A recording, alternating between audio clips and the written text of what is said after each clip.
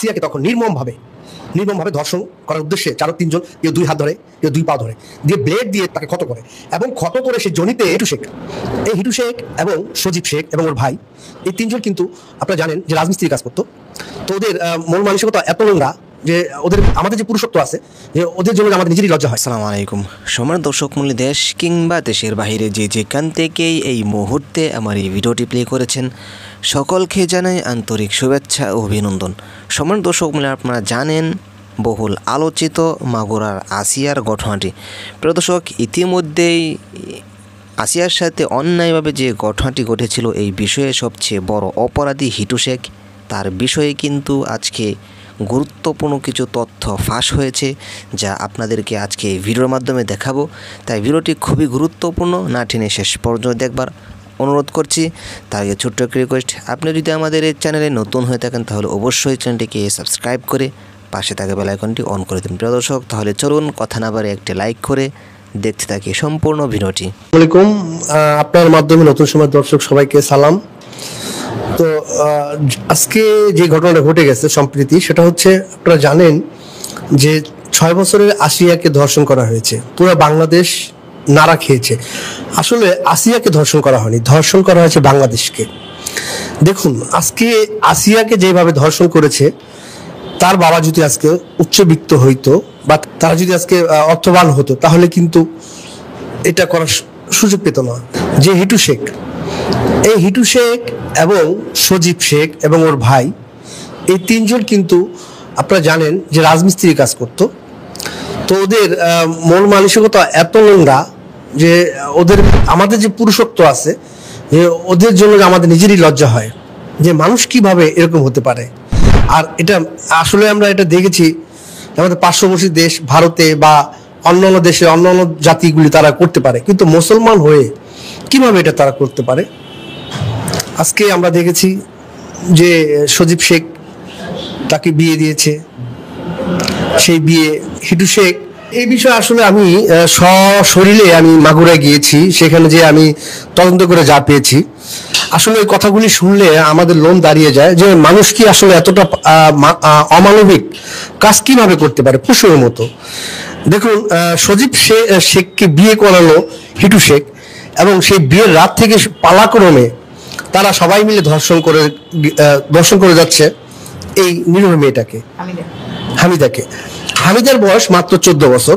পারিবারিক অভাবের কারণে, তার বাবা মা তারা ভাই বোন সংখ্যায় বেশি থাকার কারণে তাকে আজকে বিয়ের পিড়িতে বসতে হয়। এবং সে তাকে পাড়াপড়শিরা বুঝিয়েছে, তুমি যদি তোমার সংসার থেকে চলে যাও, তাহলে তোমার বাকি ভাই বোনগুলি তোমাদের যে খাবারটা আছে, ওদের জন্য যে বরাদ্দ যে খাবারটা, ওটা পরিপূর্ণ পাবে। সেই চিন্তা করে হামিদা মাত্র 14 বছর বয়সে একটু সুখের আশায় সজীব শেখের ঘরে এসেছে। কিন্তু দেখেন কি হলো, এখানে প্রথম রাত থেকে শুরু করে পালাক্রমে সজীব শেখ উদ্বোধন করে দিয়ে চলে যায়। এরপর বাতি নিভিয়ে সে ওয়াশরুম বা বাহিরে চলে যায়, আর তার বাবাকে সে সুযোগ করে দেয়। বাবার কাজ শেষ হলে বাবা আবার সজীবের ছোট ভাই যে সে এসে আবার তাকে ভোগ করে। একটি নারী, তার 14 বছর বয়স, সেই বাসর রাত থেকে 3জন পুরুষের এই পাশবিক নির্যাতন সে সহ্য করে। তাহলে আমরা কোন যুগে কোথায় রয়েছি? এটা কি বাংলাদেশ মুসলিম কান্ট্রি? এটা হতে পারে? এটা আসলে না। এটা মুসলিম কান্ট্রি হলেও এই কালচার আমাদের বাংলাদেশের না। এটা আসলে কোথা থেকে আসলো, কে দেখলো, কিভাবে আসলে আমার মাথায় ধরে না।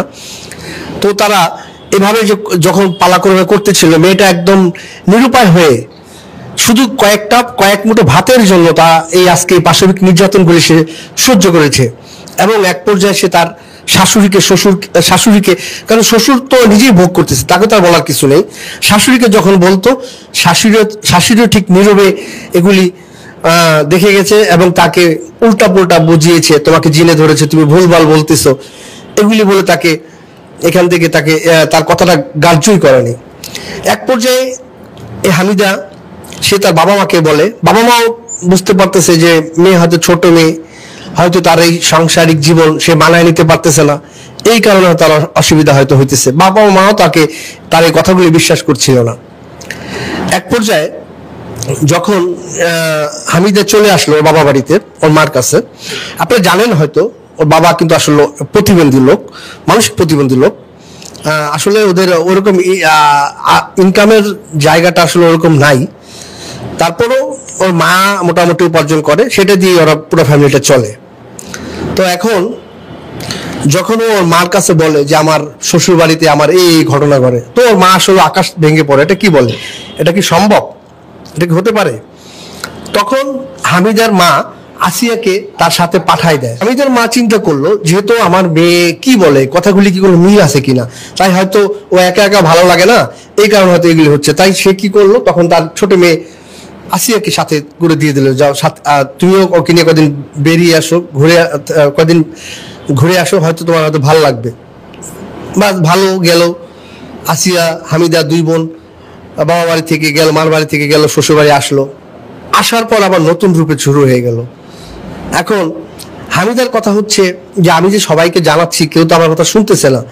আসিয়াকে যেহেতু জিনিসটা পরোক্ষভাবে দেখার বা আসিয়াকে একটা প্রমাণিত করার বা আসিয়া যদি দেখে বিষয়টা তাহলে সবাই বিশ্বাস করবে। হ্যাঁ, সেটাই, আসিয়া যাতে সাক্ষী দিতে পারে, সেই জন্য আসিয়াকে সেদিন তার পাশে শোয়াই ছিল।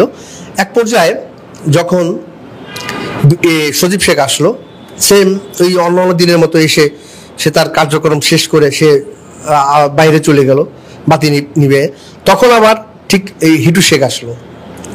হিটু শেখ যখন এসে তার কার্যক্রম শুরু করলো, তখন হামিদা পা দিয়ে আসিয়াকে বারবার নক করা শুরু করলো এবং জাগাইয়ে তোলার জন্য চেষ্টা করলো।